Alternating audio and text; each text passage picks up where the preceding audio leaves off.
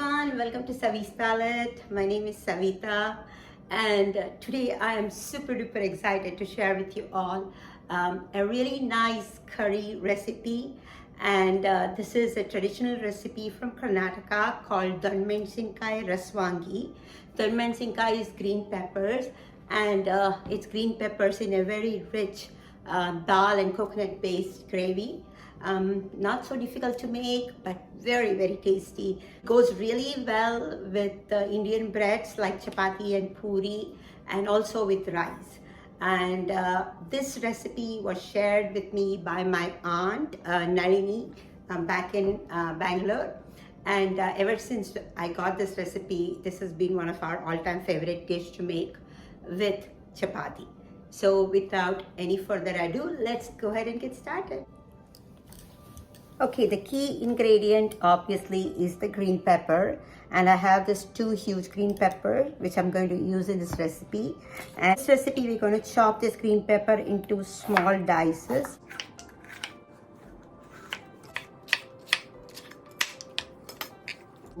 Dices of this size. So before we go on to the pan to get started on the recipe, I wanted to quickly talk to you about red chilies, which is a very key ingredient in this recipe. And we use about 12 or so red chilies, and the type of red chilies you use is very critical for, obviously, for the spice level and the color. So we typically use what's called Byadagi red chilies, and it looks something. So this Byadagi is made from Karnataka state, and it will look like this. Kind of little curly, curved up.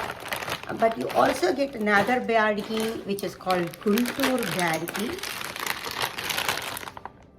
And this is not as curled up as the Karnataka Byadagi, but looks very similar. But let me tell you the difference between the Karnataka and the Guntur.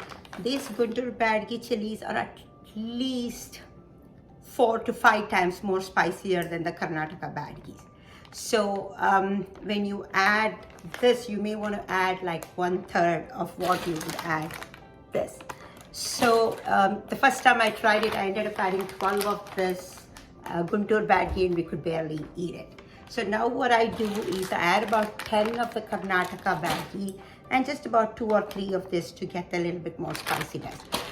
But obviously you can pick and choose what red chilies you want to use, and also the spice level. So let's go to the stove and get started. Okay, I have my trusted pan heating up here. To this pan, I'll add about a teaspoon of coconut oil,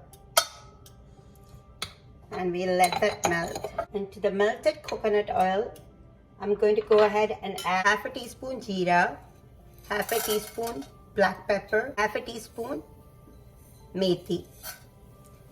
So add 1 tablespoon of coriander seeds, 1.5 tablespoon of urud dal, 1.5 tablespoon of Channa dal. And let's fry all this up. We'll add about 2 1-inch pieces of cinnamon. Fry all this in the oil till it gets nicely roasted. And the key to the fact that it's nicely roasted is when the dal turns brown. So now the dal is turning nice and brown, and at this point lower the flame completely, and to this we'll add our red chilies. We'll break them up.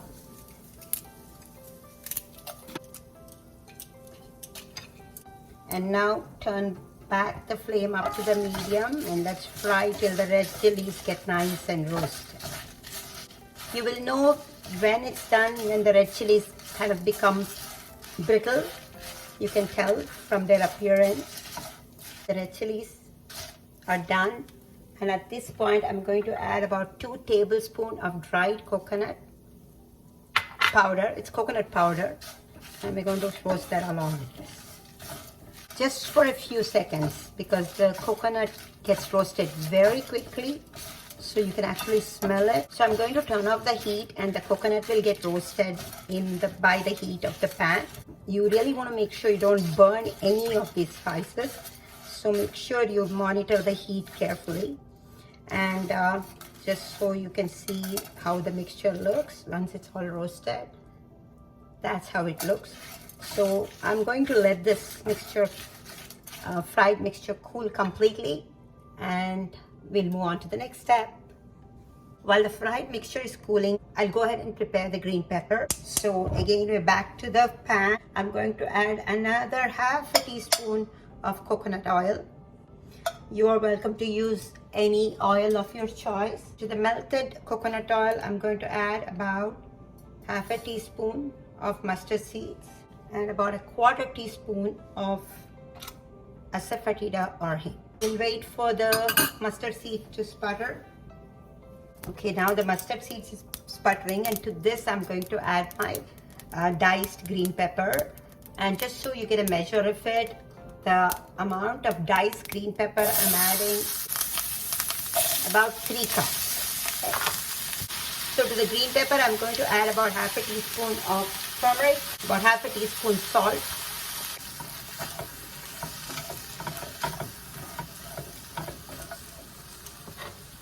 just about a quarter or so cup of water to get the cooking going. And let's stir this all up. Okay, I'm going to close this and let this cook at the medium heat for about 3 to 4 minutes. I'll check on it periodically. Meanwhile, let's go ahead and process the fried mixture. All right, the fried mixture is cooled down, and I'm going to move it onto my blender jar here.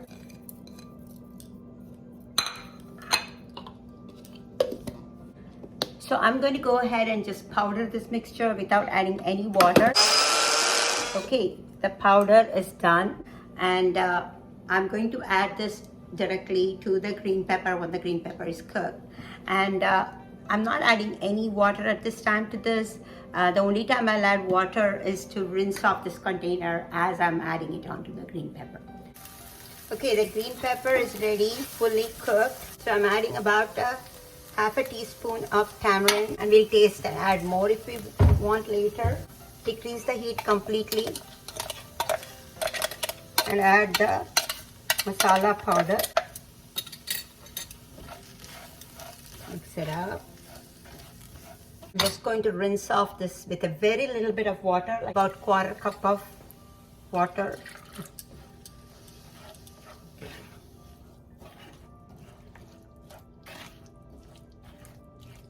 The intense red color is from that Byadagi chili, red chilies I've used. So now we want to let this cook. I added another quarter cup. So totally I've added about half a cup of water to this. So let's mix it all together. God, this smells amazing. Add another half a teaspoon of salt. So going to add about 1 teaspoon of coconut sugar. You can add jaggery or brown sugar instead of coconut sugar. So now let this close the lid and let this cook for a couple of minutes. You can keep adding water, a little bit of water at a time, and you can also make it a little bit watery if you like it. We kind of like it thick, so I'm going to do it this way. Again, I'm cooking the entire thing in medium to low heat. So let's cook this for a few minutes. Okay, I just added another half cup of water, and we're going to keep cooking it for another few minutes at very low heat. Okay, the green pepper Rasvangi is ready, and I can't wait to taste it. All right, this is done, and I'm going to go ahead and move this to this container here. Okay, the green pepper Rasvangi is ready, and I'm going to give it a quick taste. I'm taking pepper with the masala. Nice and spicy, and it actually, the spices go so well with the green pepper flavor. And I have to thank my aunt Nalini, who shared this recipe with me so that I can share it with all of you. And I hope you all get to try it out. Let me know how you like it. Go ahead and modify the spice levels. salt, sugar, and tamarind to your taste. And you can do the exact same recipe using eggplant. So try that out too. It comes out very well. And thanks again for watching Savi's Palette. Please like, share, and subscribe. Hope to see you all again soon. Bye bye.